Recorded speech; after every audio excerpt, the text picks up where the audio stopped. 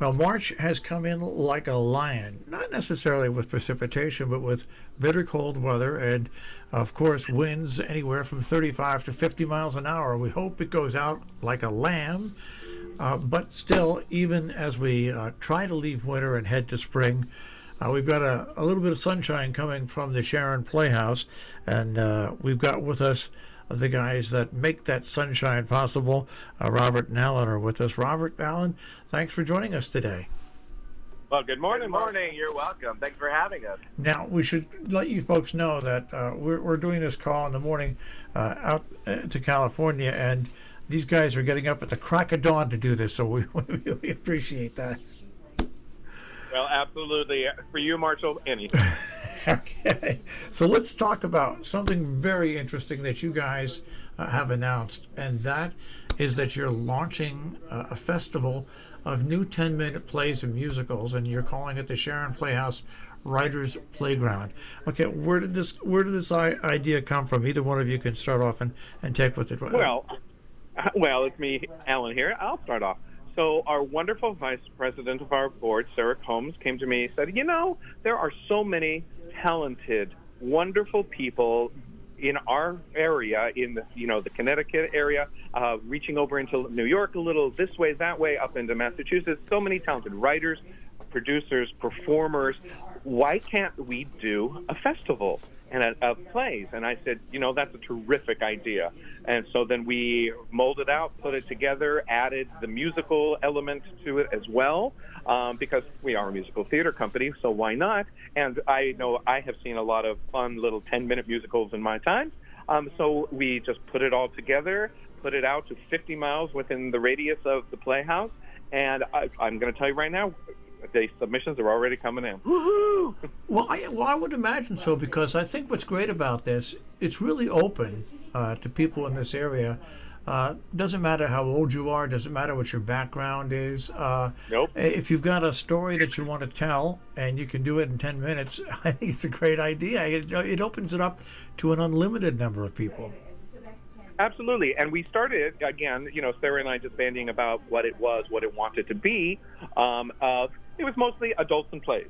And we thought, that's great. And then we added musicals, and then we were chatting, and we brought Michael Baldwin on board, of our wonderful education director, saying, well, why can't we have more categories? And so, like you just mentioned, it is open to pretty much every age. There's 4 different categories: adult play musical, youth play musical, for people to have a platform to tell their stories, whatever they want. Submit.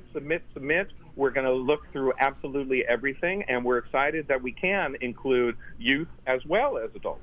Now, let's go through the submission process, how people can submit, if there's any restrictions. Let's go through the legalese of submitting. Well, it's actually very, very simple. Between Michael, Robert, and myself, we went over and over and over what is going to be the simplest, what is going to make the most sense, what is not confusing, because, like you just said, legalese, there's a lot of rules, but they're not really. If you go to our website, it really is going to be the easiest way to do it. Let me explain just a little. People send us, basically, we have a form to fill out, so we have all your information. People submit their works via either email, or they can mail it to us for those who are a little less technically inclined, shall we say. And that's really it. It's no muss, no fuss. Again, explained very intensely and well on the website of how to do it. Well, that's it. So it's really just one Google form you fill out and one email they submit. It's a two-stop shop. It's pretty easy. Yeah, and like I said, if you email it, then we disseminate it to our little jury of people to read. If you mail it in, we'll make copies for ourselves. The only thing that people should know is they don't get their materials back. We will destroy everything because some are going to be copyrighted, some are not, and we respect that immensely. But so just so people know that their work is safe. It is absolutely safe. It will be read by us. If we decide to move forward, we let you know. If we don't, then we just destroy it. So there is no issue of, hey, 5 years later, I just saw my play somewhere. That will not happen. All right, and once again, if people want more information, a simple place to go is sharonplayhouse.org, sharonplayhouse.org. By the time you pull this all together, this seems like, especially leading into a summer season, this is a lot of extra work that you're loading on yourselves, guys. Marshall, we thrive on it. We love extra work. And you just mentioned summer. We are doing pretty much what we did last year, only bigger and better. More of everything, bigger stage, more acts, more of our dinner cabarets, plus this new festival on when is it, Robert? August 28th and 29th is when we're going to present the chosen pieces. And that's great. And plus, we're still looking into a film festival. But you know what? What doesn't kill you makes you stronger. And it's summertime in the Northwest Connecticut area. It's beautiful, so why not? And as long as our audience is happy and wants to see everything, we are there for them. And, we just try to give, as Robert just said, our audiences, our patrons, something different, something to do, more to do. I mean, we're still in this pandemic. We all know that. But you know what? Doesn't mean we have to not do anything. Well, what's different between this summer and last summer is that we're in the pandemic, but vaccinations, especially by the time you open up, will be, I think, just about complete for people who want them. The way that it's treated now is treated as a disease. Hospitals are much better at it. People have been social distancing and also wearing masks. So there's a whole different, I think, attitude out there, where I think when you begin this summer, where people will feel more liberated and free, and I think the term fear will be out of it. And I think that this is just what we needed here in our local area. And I think you're going to be surprised by the turnout. And who knows, maybe the state will have lifted even more restrictions on attendance and things like that by the time you get set to open up the season. We are continually talking to Hartford just to see where we're going to be. And obviously talking with the town, but we want to have something in place. So it's always best to plan for the worst and hope for the best, and that's what we're doing. And as you said, I think you're right. I think fear will be gone, but I do think there'll still be trepidation. Yeah. So we do want to make people as comfortable as possible to not go into the Bach Gallery, which is wonderful, but it's a little tiny. And even the theater, it's 330 seats, but it could also be, construed as a little too close. So we're going to keep the entertainment coming and going and give people as much as we can in the safest way, but also the most comfortable way. So this is obviously going to be added to the schedule. And do you have other things in the schedule, timings and dates and all set up? And I know that you like to add a lot of individual performances along with what you did last year. Is it basically what you're going to do the same this year as you did last year? Yes, we have a lot of things, and I'm not going to tell you about any of them right now. Actually, no, I can tell you about a few things. Things that went over very well that people have been actually clamoring for and wanting to talk to us and say, can we're bringing back. I would say of what was on our main stage, outside main stage and the drive-in, about a third is coming back because of popular demand. So we're getting the CT Virtuosi, orchestra coming back to do a different program, but people were so excited with the classical music, so we are bringing them back. The America Sweethearts, I can say, are opening our season again because it was just such a wonderful patriotic way to open our season at the top of July. And again, they are so loved at the Playhouse. But then we have a whole lot of new surprises and new bands and readings of new shows, concert-wise, that we're going to be doing. We did 3 patio dinner cabarets last year. Well, we're going to have more like 5, 6.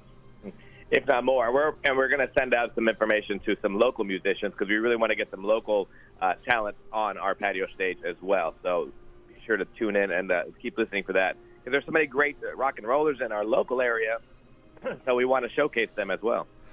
Well, it's going to be an exciting time because once again people are going to want to be out, want to be entertained, and you're right. If you put people inside a 300-seat theater and you're only allowed to put 100 people in there, why make them feel a little tightened in when you can actually, with the 50-some cars that you can put outside, actually bring in more people and have them much more stress-free. Absolutely. And the town has been so wonderful working with us to make sure that it's done in a safe manner and that we're not bothering anyone in the community with noise and all those kind of things. So we're trying to figure all those aspects out as well. Because we're hoping this year to, if we can logically cover the stage as we didn't do last year, we may be able to do a couple more matinee type of things during the day to bring out the people who aren't comfortable going out at night. Now that, as you said, things are lifting, maybe people from Gear and from Noble and just other people who aren't comfortable, like I said, going out at night or driving at night. We want to give them those options that we used to have, when we were doing normal things in the theater. Now, it's interesting you talk about doing outdoor entertainment. You guys like to sing on porches out there in California. That's Mr. Allen. He's the singer here. Alan, I loved the first one. It was dynamite. Those things are great. Oh, yeah. Sarah Uriarty Berry, big Broadway star of Beauty and the Beast and Light in the Piazza, and I could go on and go on.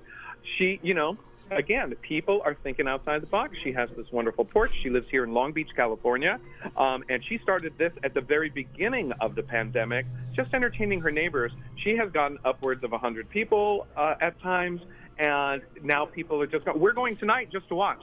I do believe they're doing some Next to Normal, as her husband Michael Berry was in the original Broadway cast, and so it's just something fun. I was so pleased and honored that she called me and said, "Hey, you're in town? Get over here and sing."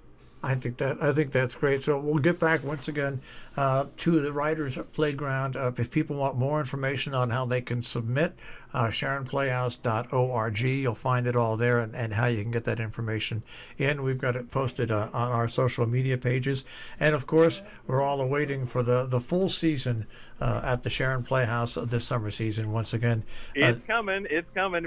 I'm working on it every day. Robert's working on it. Michael and Wendy. We're all nose to the pedal, and well, that didn't make sense. But we're working real hard.